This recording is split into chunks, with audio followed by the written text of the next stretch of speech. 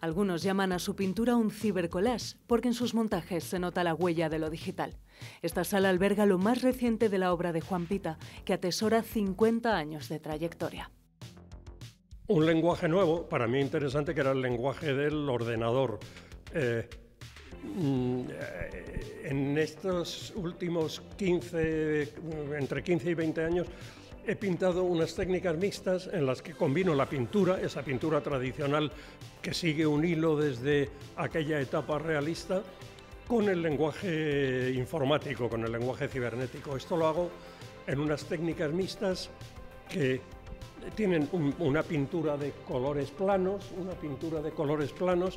y luego elementos encolados que se refieren inicialmente a grafismos, a líneas rectas, curvas, paralelas, perpendiculares, convergentes, divergentes, etc. Y después ya empiezan a aparecer también elementos de arquitectura. Una pintura con sombras de su otra profesión, la de arquitecto. Sus formas y colores recuerdan a la Bauhaus, el movimiento artístico más influyente del pasado siglo XX.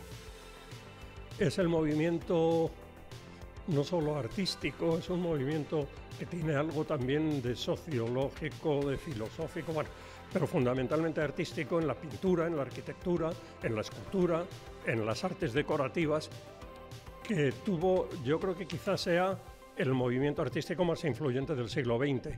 Entonces, yo creo que a todos los pintores que todos los pintores somos un poco esponjas hoy día. A diferencia de generaciones anteriores, tenemos acceso a todo y no estamos informados de todo. Entonces, yo creo que a todos nos ha hecho mella en algún momento la Bauhaus. En mi caso, en mi doble vertiente de pintor y arquitecto, mucho más. Entonces, muchos de mis cuadros respiran Bauhaus en el sentido de que utilizan, digamos, principios fundamentales de la Bauhaus, como son la utilización de las formas geométricas simples, el cuadrado, el rectángulo, el círculo, el rombo, el triángulo, y la utilización preferentemente de los colores básicos. La Bauhaus utiliza mucho el rojo, el amarillo y el azul, y casi todos mis cuadros, aunque aparezcan muchos otros colores, pero básicamente están ahí. Y cuando empecé a introducir en esta última línea elementos de arquitectura, me llamó mucho la atención un edificio icónico de la Bauhaus, que es el Bauhaus Archiv de Mies van der Rohe, que no conoció en vida, murió sin verlo construido, pero que hoy día sí que está construido en Berlín y que tiene un significado muy especial, porque en una fachada aparentemente plana reúne un poco esa filosofía del cuadrado, el rectángulo, el círculo y tal.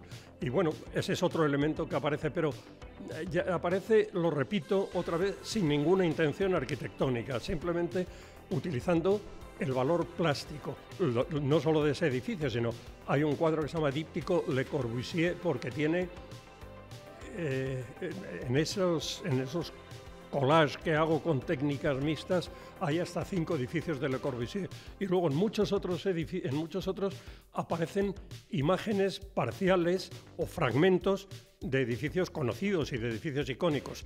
Algunos de ellos los he dibujado, porque normalmente para hacer estas técnicas mixtas yo dibujo separadamente sobre una cartulina, un lienzo, una tabla, y luego recorto para hacer una especie como de puzzle para componer.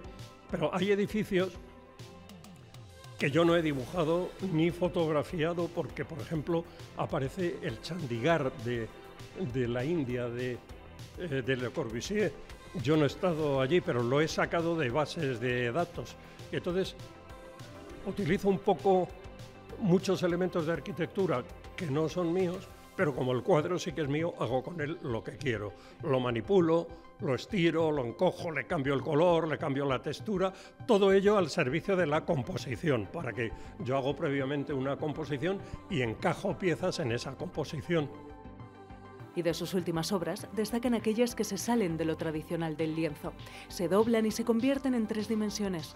Son parte de un proyecto, DigiArt, que obtuvo un premio, Segovia 10, del Ayuntamiento de la ciudad a la creación artística.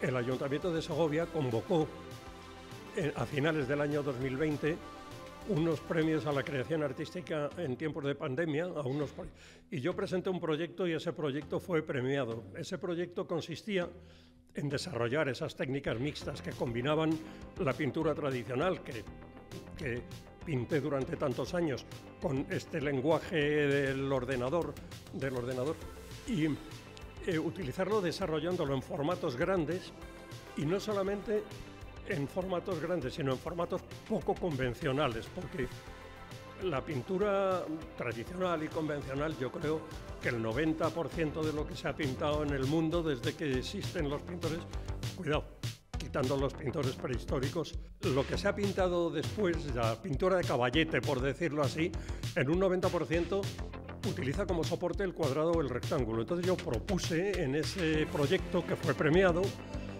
utilizar formatos menos convencionales, como son, luego lo iremos viendo, el círculo o tondo, tradicionalmente se llamaba tondo, el rombo, el triángulo, e incluso combinaciones de varios formatos, de tal manera que la obra no tuviera unos límites definidos en ninguna de las tres dimensiones, ni en alto, ni en ancho, ni en fondo. Bueno, ese proyecto fue premiado, lo presenté en la Alhóndiga en el año 2021, y una parte de ese proyecto está en esta sala, en la sala, digamos, de la obra más reciente que presento en la exposición. Y navegando entre formas, texturas y colores, llegamos a la otra cara de la obra de Juan Pita, la impronta de Segovia en los jóvenes ojos del Pita que comenzaba. Cuando vine a vivir a Segovia, luego veremos una sala, yo hacía una pintura realista. También utilizo la palabra realista en lugar de figurativa. Se utiliza pintura porque figurativa parece que alude más a figuras, y aquí en esta exposición la única figura que aparece es Agapito Marazuela en una carpeta de serigrafías que editó la Casa del Siglo XV hace muchos años, luego lo veremos, y en la que interveníamos varios pintores, y yo de los varios fui el único que retrató a Agapito Marazuela. Hay dos retratos de Agapito Marazuela. Entonces, rehuyo el término figurativa y hablo de realista, pero en esa primera década yo hacía una pintura realista de naturaleza y paisaje, lo que empecé a ver aquí en Segovia, árboles, muros, tierras. Yo creo que me signifiqué mucho, luego lo veremos, con cuadros de muros de iglesias, de tapias, de muros de, no sé, de vallas de separación de fincas, porque las piedras tienen un significado especial, reúnen una cantidad de formas, texturas o colores que a mí me llamaron la atención.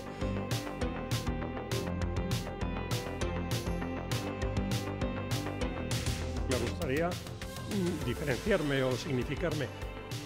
No creo, ya he dicho que a partir del siglo XX tenemos información a todas horas, por los medios, por el teléfono, el ordenador y todo. Entonces, yo toda esa información quiero absorberla y quiero incorporarla. No sé si lo logro o no lo logro, pero bueno, el intento está ahí. Obras que hablan en varios idiomas, en carboncillo, en lápiz, en pastel o en acrílico, pero que sin saber cómo se han entendido y comunicado con el espectador también durante 5 décadas.